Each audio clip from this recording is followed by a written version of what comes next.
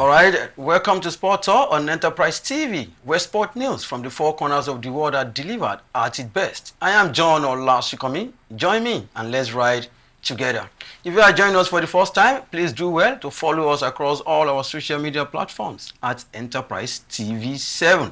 Today, we'll be looking at what is going on in the world of football, or should I say, we'll be doing the review and the preview of the matches that will be going down this weekend. You all know in the English Premier League, Liverpool dismantled Newcastle United to go 13 points ahead of next season FC. You know, we're talking about Arsenal Football Club. But you know how we do it? We always start with the home front. Charity begins at home. But before then, I would like to introduce the big man himself, in person of Jerry Apelua. He'll be joining us today. Good morning to you, Jerry Apelua.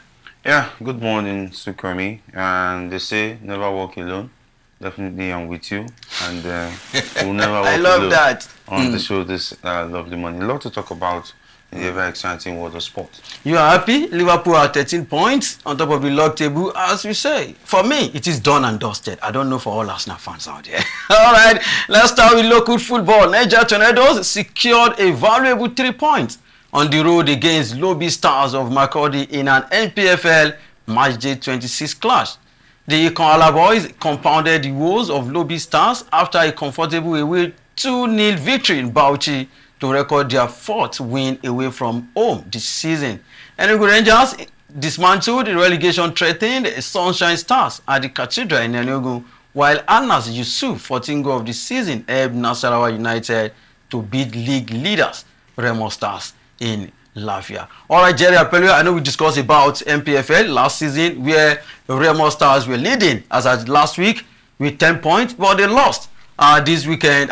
During the week against Nasarawa United, courtesy of that goal coming from the foot of the man called Anas Yusuf that I've been clamoring for, rooting for.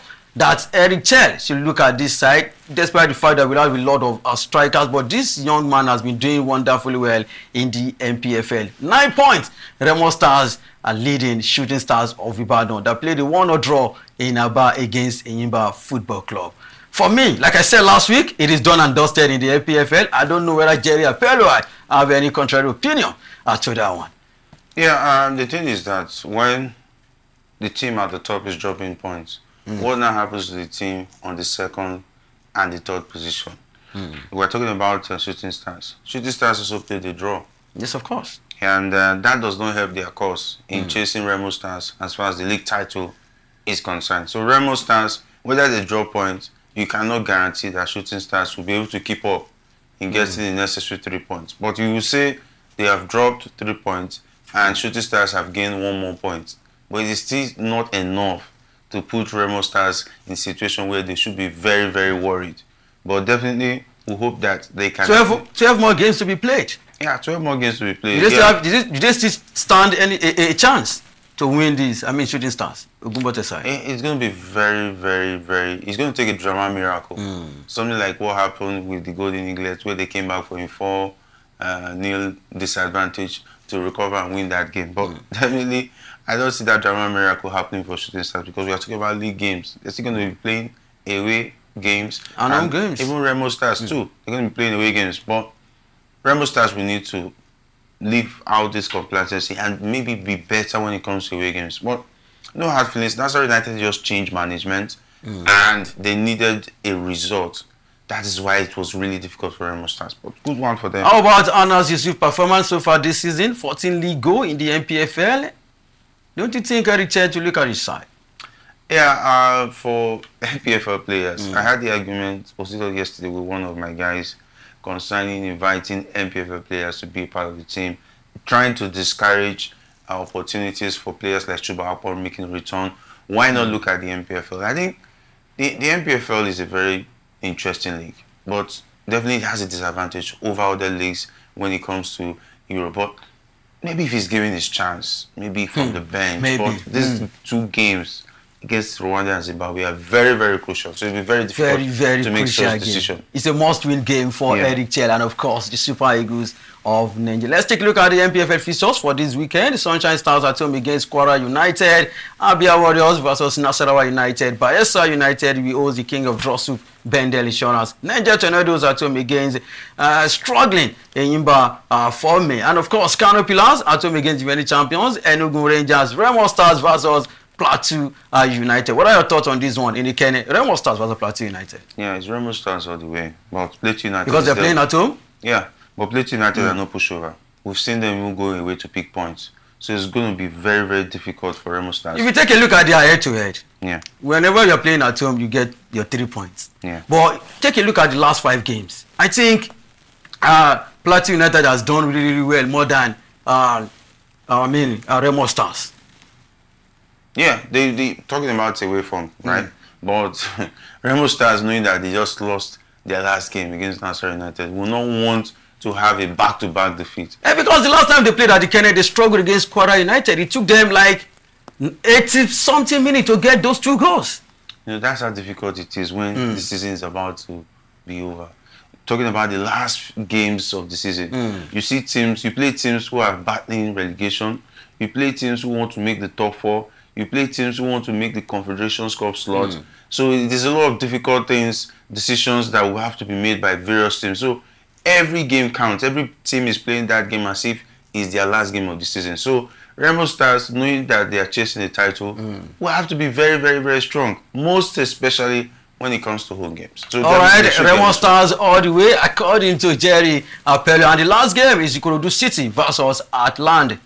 Away from MPFL, let's go straight to the camp of the Super Eagles, where injury worries here and there. From defense to attack, the injury worries for new Super Eagles coach Eric Chell Simon ending ahead of the crucial 2026 World Cup qualifiers against Rwanda and, of course, Zimbabwe. After a warning update about midfielders Fisayo Dele Bashiru and Rafael Onyedika, the backline has taken some hit too, with standing captain William Troost-Ekong currently sidelined with a muscular injury, while West Brom Albion's Shemilogo Ajayi has also returned to the treatment table. Out of all these injuries, my most concerned, should I say, the most challenging one for me is of Troost-Ekong. We would definitely miss Troost-Ekong. Take a look at what happened when he didn't play for the Super Eagles of Nigeria. We didn't do well, and of course now he is out. Who's going to replace the standing captain?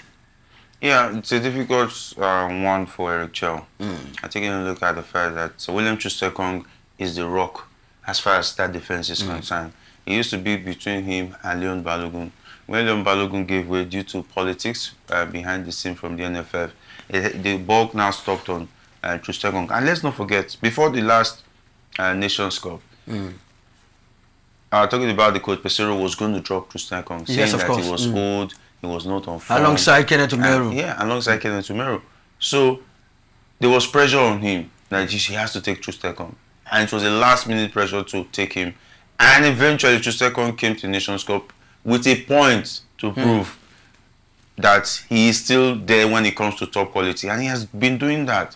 And we definitely will not want to go into a crucial game against Rwanda away at the Amahoro Stadium without Troost-Ekong. Now we now have to look at Calvin Bassey, who I feel, as far as him playing alone without a Troost-Ekong, is going to be very difficult. And I was even happy that Shemi Ajayi is back. But him returning back to injury makes me so and that's worried. One of the most underrated players that I've seen in Super Eagles for the past few months. He was very crucial at the Nations Cup. Anybody that knows, Nigeria fans, we don't, let me say, we don't respect him. Yeah, I think the reason why we did not see Shemi Ajayi is that he was doing the dirty job and covering for Troost-Ekong, who was going up front to also score goals. That was the difference he had between Shemi Ajayi. Shemi Ajayi was disciplined and stayed on the job, meaning that he was managing defense, cutting all the opportunities of the opposition attack, which he did brilliantly well, showing maturity.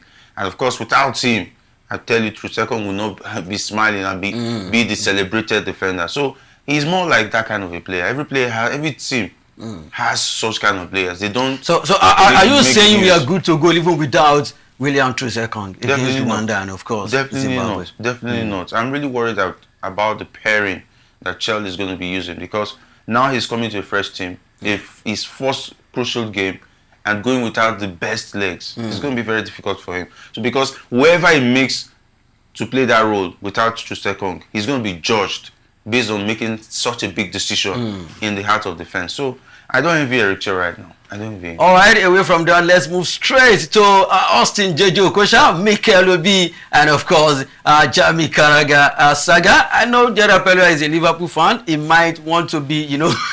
No. But don't talk about, we'll get there.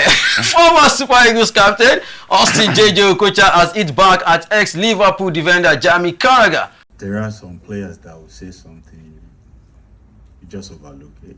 You know, if you look at their career, if you look at the type of football that they played, then you can understand, you know. I mean, you won't want your son to be like Carragher.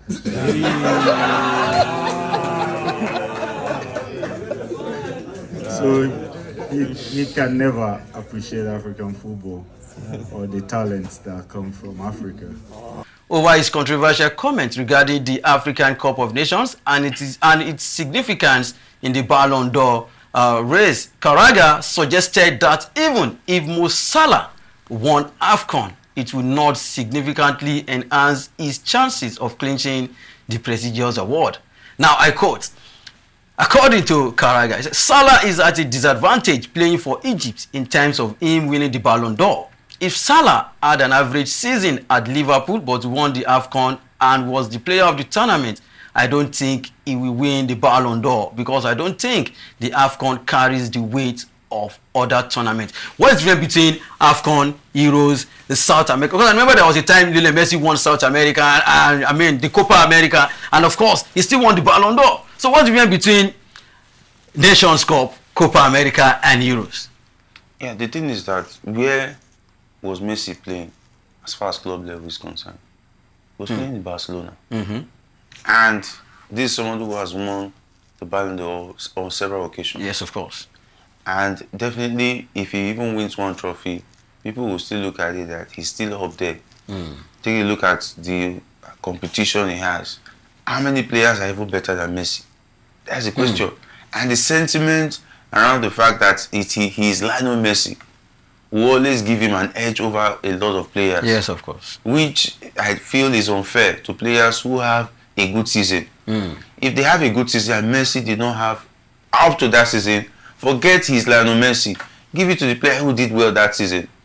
So in this contest, Jamie Carragher was right that if he has an average season in the Premier League, which definitely does not even make any sense, Salah is having the best season in the English Premier League at the moment. Even in the Champions League. Yes, in the Champions League, he's having a fantastic season. He's breaking all the records. And of course, if you give him 3 more seasons, he might be equaling Alan Shearer or even Harry Kane's record in terms of goals in the Premier League, which I believe is his target, which is a motivating factor for him to win the Premier League with Liverpool this season. That is the truth. It is that there's a disadvantage for African players. Forget the fact that he's playing for Egypt. Even when Mane won the African Cup of Nations with Senegal, what chance did he have?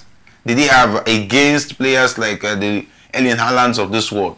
You know, because Erling Haaland is playing in Europe. For instance, the Ballon d'Or, with all due respect, is an award that first of all consider players who play in Europe before any other continent. Then, apart from that, you now look at the Euros. Whether you like it or not, the Euros have a bigger pedigree than Nations Cup. Because you cannot compare the quality of teams that play the Euros with that of the teams that play in the AFCON. Imagine you bring those Euro teams that play in the Euros to come and play in the AFCON. I beg you, most of the nation, talking about the AFCON team, will make it past the group stage. That is just the honest truth. So everybody's just going after Carragher because he said the truth. But the fact that he made it look like disrespecting the African Cup of Nations, that is my issue. And not if he shouldn't have even. He didn't make it look like that. He disrespected. He discredited AFCON. The thing is that there was no way the AFCON was going to be used to judge Mohamed Salah. Why? Because if you take a look at the last 3-4 editions of the African Nations, Egypt have not been title favourites. When last did Mo Salah have a very great Nations Cup that he was the best player at Nations Cup? The last time they made to the final, it was Sadio Mane's Nations Cup. Nobody remembers that Mohamed Salah participated in that Nations Cup because he didn't really have a fantastic Nations Cup. The last one, Egypt performed woefully. So you will not be expecting to judge Mohamed Salah based on the AFCON. So you have to look at his performance in the Premier League. And of course, he just wanted to talk and of course make news.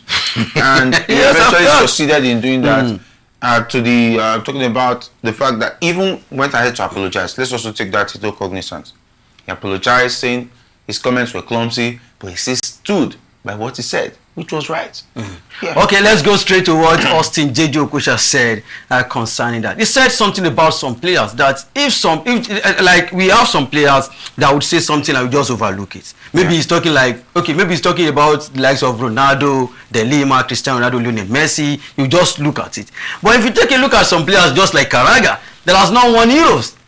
Even when he was playing when he was still playing football, when he was still very active, he didn't win anything with, England. This is a man that didn't win ordinary English Premier League. And now he has come out and now said, if you have a son, Jerry Apello, let me put it to you now. you want your son to emulate Carragher's career. Yeah, Carragher was a fantastic footballer. It's a yes or no question.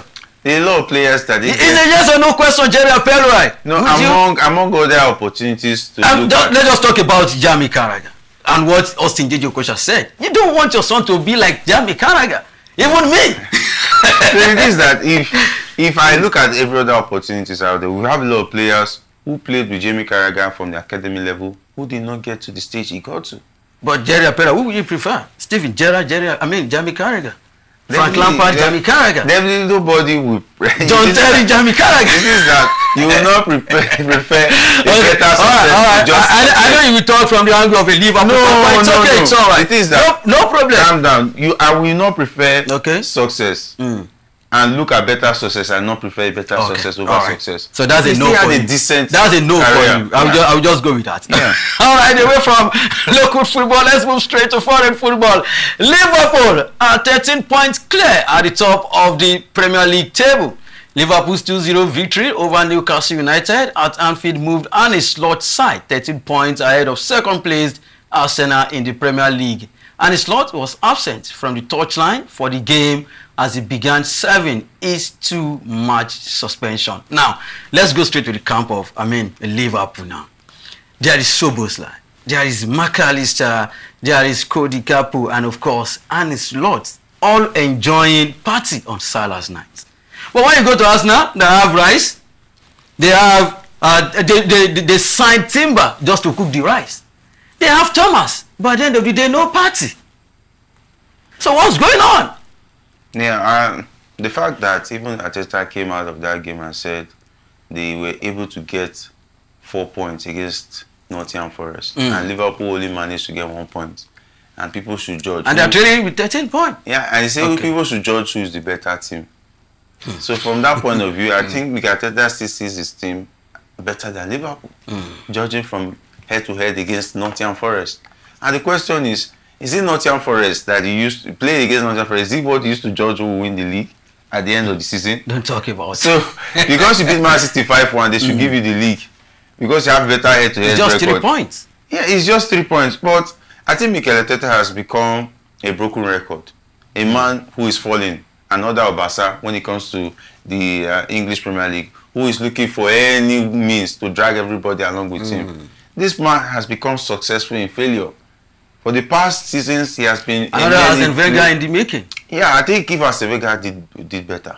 Because Arsene Wenger didn't have the money. Because he just quoted Jose Mourinho now. He also said the same thing to Arsene Wenger. Yeah, he was a specialist in failure. But he did forget that Arsene Wenger doesn't have the war chest in terms of spending like Mourinho had when he was the Chelsea manager. But for Arteta, we cannot say that.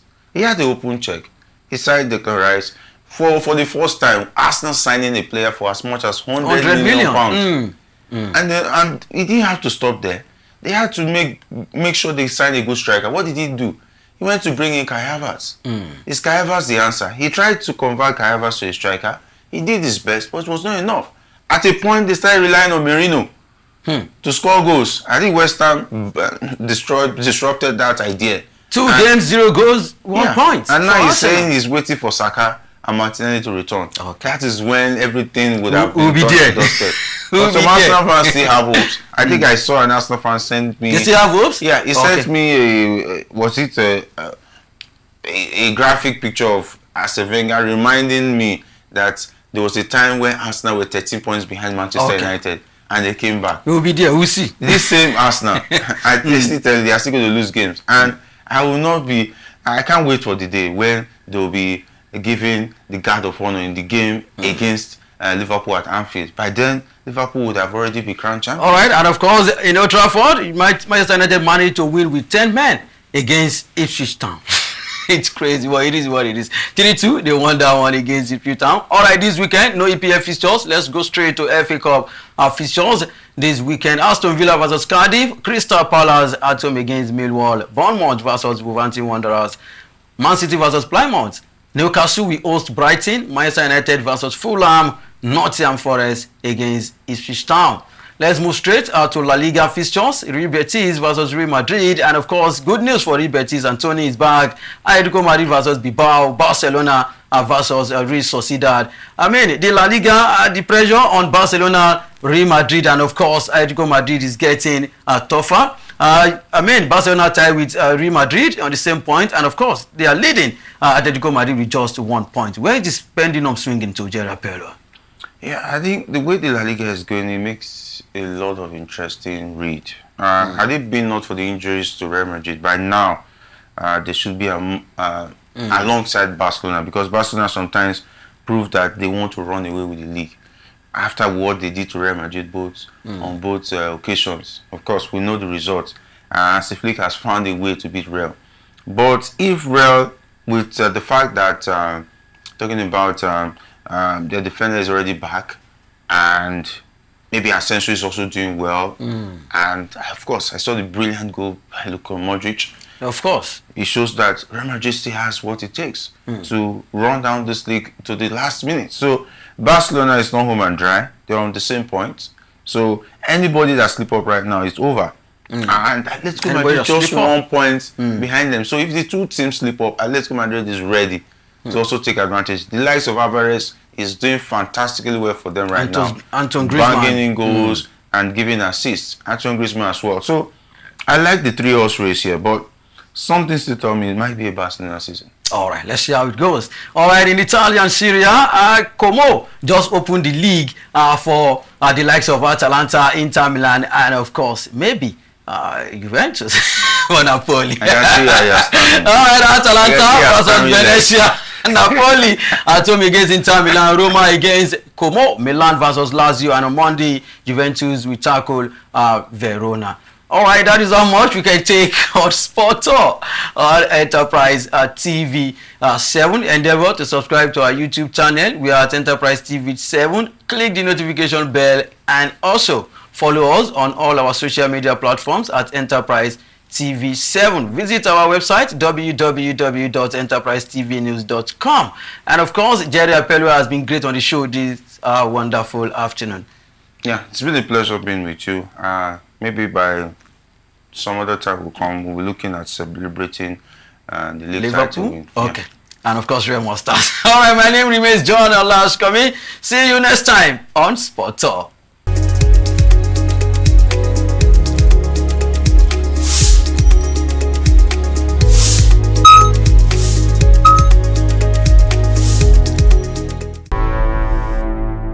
Enterprise TV, a tradition of truth.